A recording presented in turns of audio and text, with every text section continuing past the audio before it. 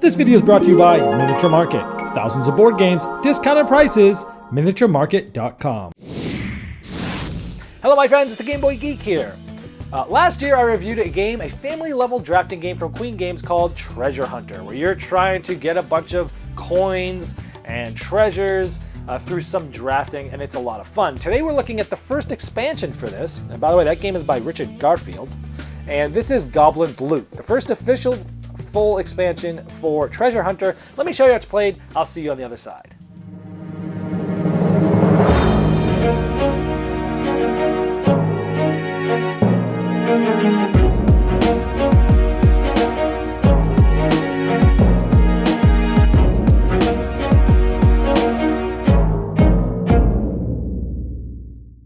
Goblin's Loot comes with 22 new goblins. Essentially, you take all of these and you replace all the ones in the base set. All of the base set comes out, and you have all new ones. Now, there's all new artwork. For example, this is what the goblins used to look like, and this is what they look like now. They look a lot meaner, and the biggest thing here is that they're a lot harder. So I've got them laid out here with dog numbers, 1, 2, 3, and 4.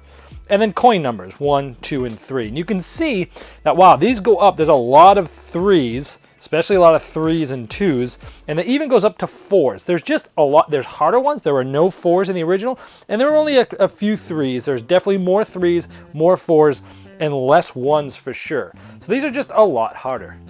Now here they are side to side. On the right half of the screen, you'll see a darker color. Those are from the expansion. And this side is the lighter color. You'll notice that this one, the majority of the tiles really come from 1 and 1s and 2 and 1s. And there's definitely no 4s and just a little bit of 3s. Where this one really doesn't have a whole lot of 1s and 1s and 2s and 1s. It just gets a lot harder. So that's the sort of the comparison between the older goblins and the newer goblins.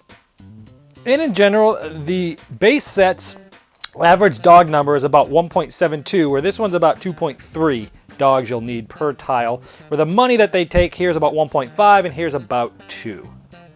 Now they didn't just make it harder, they actually gave you a way to deal with it.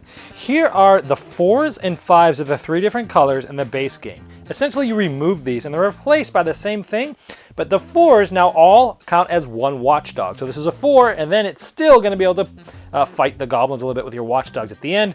And the 5s are all going to be worth 2 coins at the end. So they have double use here, which gives you a little bit different things to do. They also give you some stronger watchdogs. So here we have a initiative of 13, 14, and 15, and they're all worth 3 watchdogs. So a little bit more fight towards the goblins as well. It gives you a little bit more focus.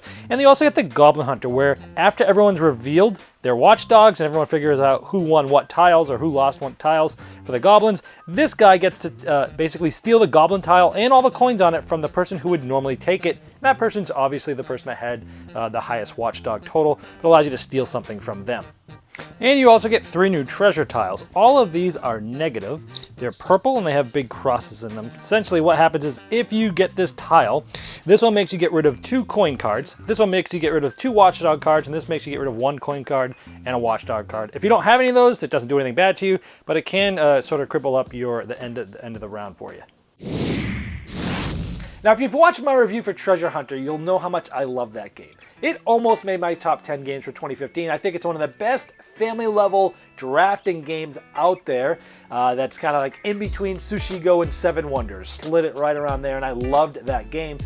I gotta be honest, when I played the game, I loved it, and I also thought it was very balanced, and I also thought, in playing it many times, that it's got a lot of replayability there because every time the rounds are different. So I never really thought they were even going to come out with an expansion. So when I saw this at BGG-Con, I thought, what are they going to do here? Is it going to be too much, too little? Does it really need an expansion?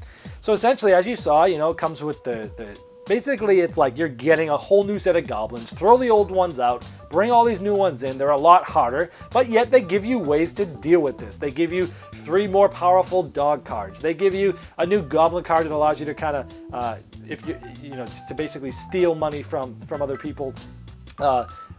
Ways to deal with the goblins. You also have those new tiles that take things away from you, and you have the new cards, the 4s and 5s. And this is really a big thing here because those 4s and 5s typically in the base game, this is probably my favorite part of the expansion, because the 4s and 5s in the base game, sure they were used, but they were used a lot less than say the 1s and 2s and the really big, the highest numbers. Because you're either usually going for the highest or the lowest numbers trying to win those different levels, whether you're in the forest or the mountains and such. And the 4s and 5s a lot of times just got passed around and you kind of grabbed them when you need them, but they weren't like the first ones you went for. Where now it's a lot tougher of a decision, because it's like, oh, if I go with the 5s, I can get 2 coins. If I go with the 4s, I get a watchdog, and the goblins are a lot harder. But I like how, I felt the game was very balanced before. I thought it gave a lot of interesting decisions of whether I was going to kind of go for the goblins or go for coins or go for some of the rewards, where now it's like you got to think even harder on what to do, because those goblins, they can really clean you out with a lot of these harder ones. You got to pay a little bit more attention to them, but at the same time, they give you more ways to do that. So you'll be a little bit more divided on which way you want to go. And I like that. I think it gives the game just a little bit harder decisions to make as to which way to go, where the goblins tended to be a little bit of an afterthought before, but I didn't think it was a problem. I just thought, oh, it's cool. It's kind of like, well, I'll go for these. Maybe no one get them, and I'll get all their coins, because maybe I have all the only dog cards. Where now it's like, man, if you're gonna go for the goblins this time, you really need to go for them because they're really powerful. So it did change the balance of the game quite a bit, but it offsetted that by giving you ways to deal with it with those cards. So you really need to decide on turns where you're going, and the effects are more polarizing. So you may have more swingy games here. So overall, I enjoyed it. Overall, I will probably always play with this because it's not that more difficult. It just gives you more decisions, and it's not that hard to introduce a couple other cards to describe to people. Do you need this? No, I don't think it's absolutely needed. If you like Treasure Hunter the way it is, it's an excellent game as is. However, I know a lot of people, when expansions come out, if they play the game a lot, they want to add it in. Excellent. It works. It's fun. It does change the game, but I think it's still very enjoyable. So that's what you have for Goblin's Loot. It's great if you have it. Is it necessary? Probably not, but if you play it a lot, maybe. This video was sponsored by Miniature Market's Review Corner. The Review Corner features podcasts, video, and written game reviews by gamers for gamers. Miniature Market, the online gaming superstore. Thousands of board games, discounted prices. Check them out at miniaturemarket.com.